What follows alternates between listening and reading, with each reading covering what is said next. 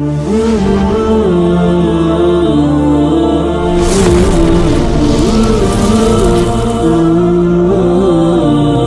چاہتے ہیں دوستیاں نبھیں تو اسلام کا ایک حسن ہے کہ اسلام دین اعتدال ہے۔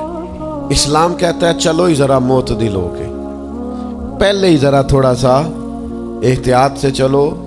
ہم جب کسی بندے کے اوپر فدا ہوتے ہیں تو پھر پورے ہی فدا ہوتے ہیں، پھر تو جناب یہ بھی تیرا ہے، یہ بھی تیرا ہے، یہ بھی تیرا ہے، اور پھر جب بعد میں لڑائی ہوتی ہے تو چائے کی پیالیوں کا بھی حساب کرتے ہیں کہ وہ جو وہاں جاتے ہوئے چائے پی تھی نا، اس کے پیسے بھی میں نے دیے تھے، لہذا وہ بھی میرے بنتے ہیں واپس کر۔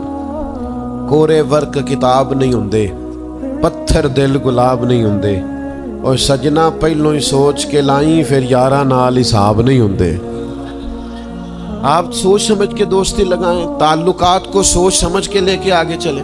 نبی پاک صلی اللہ علیہ وسلم نے فرمایا وقفے سے ملا کرو، محبت بڑھتی ہے۔ تھوڑا نا وقفے سے ملا کرو، اس سے محبت بڑھے گی۔ یہ جو بہت وارفتگی ہے نا، بہت وارفتگی ہے، بہت جوش ہے، تو اس کا نتیجہ یہ نکلتا ہے کہ جتنی زور سے گیند دیوار سے لگتی ہے پھر اتنی زور سے ہی گیند واپس آتی ہے، اس کے نتائج ٹھیک نہیں نکلتے۔ عرض یہ کرنا چاہتا ہوں کہ اعتدال میں رہیں، معتدل رہیں، آپ اس حد سے تجاوز ہی نہ کریں۔ میرے پاس یہاں ایک دوست آئے تو مجھے کہنے لگے جی میرا دوست بڑا اچھا تھا، بڑا نائس تھا، بڑا بہترین تھا، بڑا پیارا تھا، میرے ایک دوسرے دوست نے اسے خراب کر دیا۔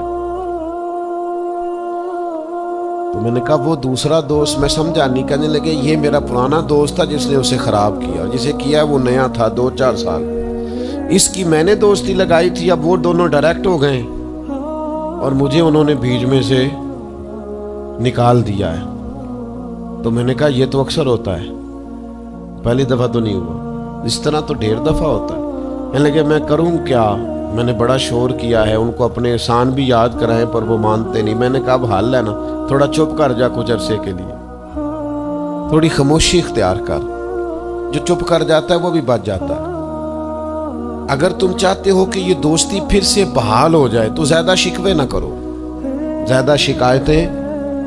ہم بعض اوقات اعتراضات اتنے کر بیٹھتے ہیں، شکوے اتنے کر بیٹھتے ہیں، اپنی زبان سے باتیں اتنی نکال بیٹھتے ہیں کہ دوبارہ پھر دوستی کا بحال ہونا ممکن ہے۔ ایک حدیث یاد رکھیں گے اگر سناؤں آپ کو تو؟ نبی پاک صلی اللہ تعالیٰ علیہ وسلم نے فرمایا کسی سے دشمنی بھی کرو تو اعتدال سے کرو، ہو سکتا ہے کل کو وہ تمہارا دوست بن جائے۔ اور فرمایا کسی سے دوستی بھی کرو تو اعتدال سے کرو، ہو سکتا ہے کل یہ دشمن بن جائے۔ دوستی اور دشمنی میں یہ جامع ترمذی میں حدیث ہے۔ اعتدال کا رستہ نہ چھوڑو، معتدل رہو۔ سارے راز ہی دے بیٹھنا، ساری باتیں پہلے کر لینا اور اعتراض کرنا، اب تو شکوے بھی پھر سارے ہی کر لینا۔ دوست کو اس کی کمزوریوں کا بھی پتہ ہوتا ہے، وہ ساری کمزوریاں بھی اس کی بیان کر لینا، اس کو بھی بتانا، اس کو بھی بتانا، اس سے بھی ذکر کرنا، تو یہ انداز درست نہیں ہے۔ آپ معتدل انداز میں دوستی لگائیں، اعتدال کے ساتھ چلیں، شکوے زیادہ نہ کریں، اعتراض زیادہ نہ کریں۔ وہ بے وفا ہی صحیح پھر بھی یار اپنا، چلو اس میں کمی ہے، وہ اس میں بے وفائی ہے، پر سجن تو اپنا ہے نا۔ تو دوستی ہماری ہے اس کے ساتھ، اس کی کمزوریوں کو چھپائیں۔ آپ اس معاملے پر تھوڑا سا اپنے ظرف کو کشادہ کریں، آپ تھوڑی وسعت پیدا کریں۔ ہم سمجھتے نہیں چیزوں کو، ہم غور نہیں کرتے، اس خاص انداز میں چیزوں کو نہیں لیتے جس انداز میں چیزوں کو لینا چاہیے۔ ہماری ذاتی کمزوریاں ہوتی ہیں اور ہم ان کمزوریوں کا دوسروں پہ ڈال دیتے ہیں، کہتے ہیں وہ بے وفا نکل آیا۔ بھئی آپ بھی حد سے زیادہ فریفتہ تھے، اب آپ ہی حد سے زیادہ اعتراض کر رہے ہیں۔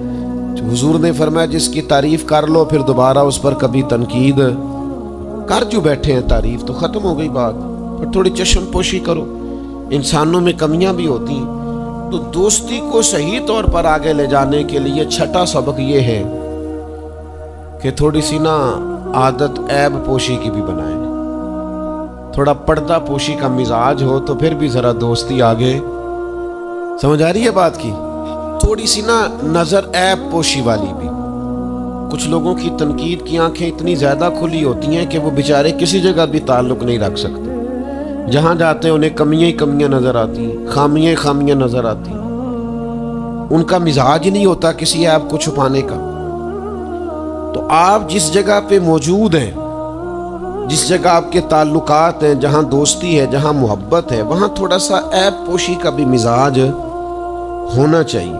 نبی پاک علیہ السلام نے فرمایا تو کسی مسلمان کی دنیا میں پردہ پوشی کر دے، اللہ قیامت والے دن تیری پردہ پوشی فرما دے۔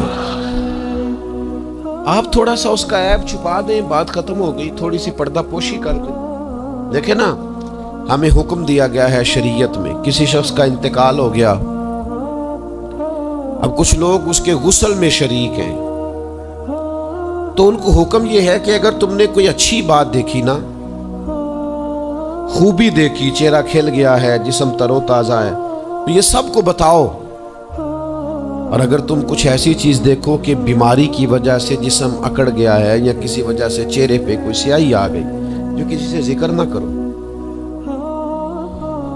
جانے والے کے لیے تم اچھی چیزوں کو تو بیان کرو، لیکن نقائص کو کبھی بھی بیان نہ کرو۔ اور نبی پاک علیہ السلام نے فرمایا اذکروا محاسن موتاکم، جب تم میں سے کوئی دنیا سے چلا جائے تو اس کی اچھی اچھی باتوں کا بیان کرو، اس کی اچھی اچھی باتوں کا ذکر کرو، اس کی خیر والی باتیں ڈھونڈ کے لوگوں کو سناؤ، یہ خوبی پائی جاتی تھی، یہ خوبی پائی جاتی تھی، یہ خوبی پائی جاتی۔ میں تھوڑے دنوں کی بات ہے، ایک جگہ پہ میں حاضر تھا، تو ایک صاحب وہاں اپنے ہی دوستوں کے کسی جھوٹ کا ذکر کر رہے تھے، اور وہ کہتے ہی جا رہے تھے بڑا غلط ہے، بڑے جھوٹ بولتا ہے، بڑے جھوٹ بولتا ہے، بڑے جھوٹ بولتا ہے۔ تو ایک آدھ دفعہ میں نے ان سے کہا کہ چلیں چھوڑیں، کوئی اور موضوع بھی ڈسکس کریں۔ انہوں نے کہا جی وہ بے وفا بھی بڑا ہے، مطلب پرست بھی بڑا ہے۔ پھر میں نے کہا چلیں کوئی اور موضوع بھی چھیڑیں۔ انہوں نے کہا نہیں جی وہ بندہ ہی بڑا غلط ہے۔ میں نے ان سے کہا ایک بات کروں؟ کہنے لگے کر لے۔ میں نے کہا آپ کو اس سے پیار بڑا ہے؟ کہنے لگے وہ کیسے؟ میں نے کہا آپ اس کا موضوع چھوڑنے کو تیار ہی نہیں۔ یہ جو آپ شکوہ کر رہے ہیں نا، اس کو نچوڑے نا تو اس کے اندر سے محبت چھلکتی ہے۔ آپ اس کا موضوع چھوڑنے کو تیار، یہ جو ہر بات پہ اب کبھی آپ کہتے ہیں جھوٹا بڑا ہے، کبھی کہتے ہیں بدعہد بڑا ہے، کبھی آپ کہتے ہیں وہ مطلب پرست بڑا ہے، تو 3-4 دفعہ آپ سے کہا موضوع بدل دیں تو نہیں نہ بدل رہے۔ اس کا مطلب یہ ہے کہ آپ کو اس شخص سے محبت، تو یہ جو آپ شکوے کر رہے ہیں نا بار بار، اسے بھی نچوڑیں تو اس کے اندر سے محبت چھلک رہی ہے۔ وہ جو باپ بار بار کہتا ہے نا فلانا منڈا میرا بڑا نافرمان ہے، تو اصل میں والد کو پیار ہوتا ہے۔ بار بار جو اس کا ذکر کرتا ہے، بار بار لوگوں کے سامنے، اچھا بچہ کہہ رہا ہوتا ہے مجھے بدنام کر رہے ہیں، یہ دیکھیں جی بار بار ہر جگہ سے یہ میری شکایتیں کرتے ہیں۔ تو اصل بات کیا ہوتی ہے؟ اصل بات یہ ہوتی ہے کہ اس بندے کو اس سے محبت بہت زیادہ ہے، وہ چاہتا ہے اس پیار کے سبب سے، اس محبت کی وجہ سے کہ وہ بار بار اس کا ذکر کرے، بار بار اس کا تذکرہ کرے، تو تھوڑی عیب پوشی کا مزاج بنائیں، تھوڑا درگزر کی طبیعت بنائیں، تھوڑا ماحول کے اندر اس طرح کا مزاج لے کے آئے۔ ہم دوستوں سے میں اکثر ایک بات کرتا ہوں، ہم نہ صرف خامیاں یاد رکھتے ہیں، خوبیوں کا ذکر نہیں کرتے۔ اس کا نتیجہ یہ نکلتا ہے کہ ہماری دوستیاں تیزی سے ختم ہوتی ہیں، تعلقات زیادہ دیر پا ہوتے نہیں، چلتے نہیں۔ ہمیں کرنا یہ ہے کہ ہمیں اللہ کی رضا کے لیے دوستی کرنا، اللہ کی رضا کے لیے لوگوں سے پیار کرنا، اللہ کی رضا کے لیے اللہ کے بندوں کی باتیں سننی، اللہ کی مخلوق سمجھ کے لوگوں کی خوبیاں دیکھنی، اللہ کے بندے سمجھ کے ان کے اندر پائی جانے والی باتوں کو ہم نے اخذ کرنا۔ اگر ہم تعلقات میں لالچ لائیں گے، ذاتیات لائیں گے، زیادہ امیدیں لگائیں گے، اس کا نتیجہ ٹھیک، ایک بزرگ غریب تھے پھر امیر ہو گئے، تو کسی نے ان کو مبارک دی کہ بڑی بات ہے آپ کو اللہ نے بڑے پیسے دیے ہیں، تو فرمانے لگے یار پہلے جو یار تھا وہ میرا دوست تھا، اب تو ڈھیر سارے لوگ میری جیب کے دوست ہیں، اب تو جیب کا رشتہ ہو گیا ہے لوگوں کا، ڈھیر سارے لوگوں کا۔ تو دوستیوں میں اخلاص لائیں، خلوص لائیں، ساری زندگی یہ طے کریں کہ میں نے دوست کے کام آنا ہے، پر میں نے دوست کو کام کہنا نہیں، میں نے اس کی خدمت کرنی ہے لیکن کبھی اسے اپنی خدمت کے لیے مجبور ہے، جس حد تک ہو سکے اس کی مدد کرنی ہے لیکن کبھی اسے اس تکلیف میں ڈالنا، یہ مزاج پیدا کریں، آپ کو اس دوستی میں روحانیت محسوس ہوگی، اس تعلق کے اندر آپ کو ٹھنڈک محسوس ہوگی۔ لیکن جب شائبہ ایک نقطے کا بھی ذاتی لالچ کا آ جائے گا نا، پھر اس میں ٹھنڈک نہیں رہے گی، اس میں وہ خوبی نہیں رہے گی جو کہ ہونی چاہیے۔ اللہ تعالی ہمیں سمجھنے کی توفیق دے۔